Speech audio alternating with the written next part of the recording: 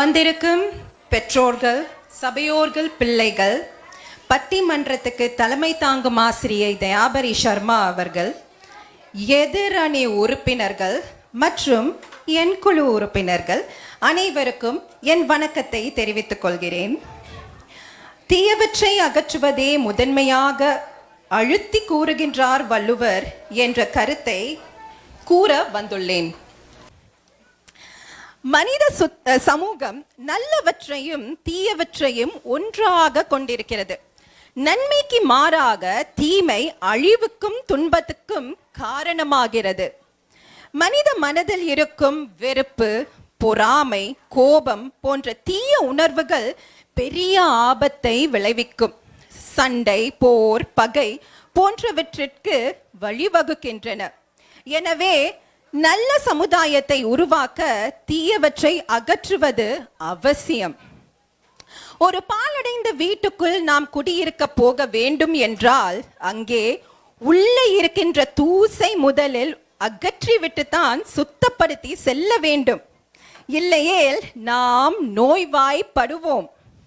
அதே போல் நம் மனசு என்ற இல்லத்தில் இருந்து கோபம் போன்ற கடுமையான தூசுகளை தட்டி சுத்தப்படுத்தாமல் இருந்தால் நாம் அழிந்து விடுவோம். அதைத்தான் பெருநாவலர் கூறுகின்றார்.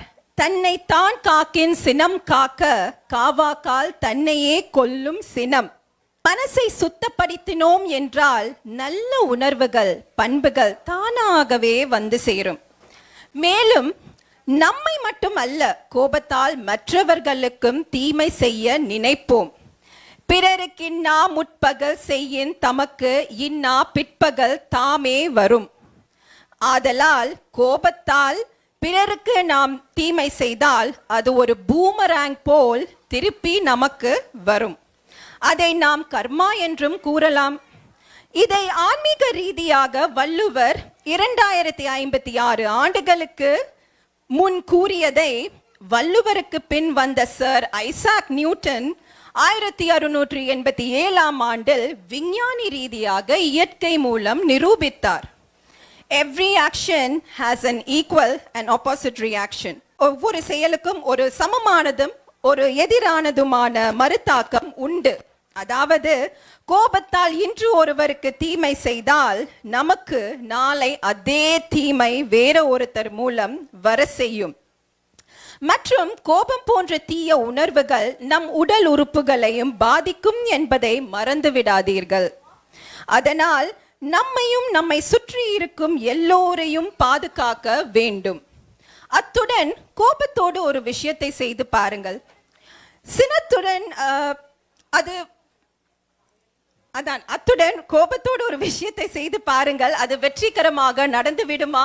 சினத்துடன் நாம் பயிற்சி படித்தோம் என்றால் குறைவான கவனம் செலுத்துவதால் நம்மால் அதிக மதிப்பெண்கள் பெற முடியாது. சினத்துடன் நாம் சமையல் செய்தோம் என்றால் உணவு ஆரோக்கியமாகவும் சுவையாகவும் இருக்காது. சினத்துடன் கோவிலுக்கு சென்று கடவுளை வணங்கினோம் என்றால் நிம்மதியும் சந்தோஷமும் வாழ்க்கையில் கிடைக்காது. ஆதலால் உள்ளியதெல்லாம் உடனேதும் உள்ளத்தால் உள்ளான் வெகுளி எனின். நம் உள்ளத்தில் இருந்து கோபத்தை அகற்றி பொறுமையை பாதுகாத்து வந்தோம் என்றால் நினைக்கின்ற எந்த ஒரு விஷயத்தையும் இலகுவாக அடைந்து வெற்றிகரமாக முடித்துவிடலாம். முடிவாக நல்ல சமுதாயம் உருவாக வேண்டும் என்றால் தீயவற்றை ஒழித்தே ஆக வேண்டும். கோபம் போன்ற கொடிய உணர்வுகளை வேரோடு அகற்றினால் வாழ்க்கை இனிமையடையும் என்று வள்ளுவர் கூறுகின்றார். தீயவற்றை அகற்றுவதே நல்லவற்றை வளர்ப்பதற்கான முதல் படி என்பதை நினைவில் கொண்டு நாம் அனைவரும் செயற்பட வேண்டும் என்று எதிர்த்தரப்பினருக்கு கூறி விடைபெறுகின்றேன். நன்றி, வணக்கம். அருமை அருமை அருமை. அதாவது பதறாத காரியம் சிதறாது என்று கூறியிருக்கின்றார்.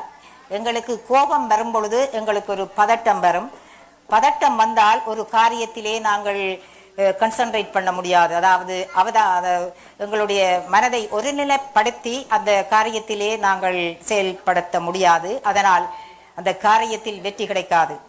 அதனுடைய மூல காரணம் கோபம். கோபத்தினால் பதட்டம், பதட்டம் வந்தால் எங்களால் அதிலே கவனம் செலுத்த முடியாது, கவனம் செலுத்த முடியாவிட்டால் வெற்றி கிடைக்காது. அதைத்தான் தேவகி அவர்கள் இப்பொழுது எடுத்து கூறியிருக்கின்றார்.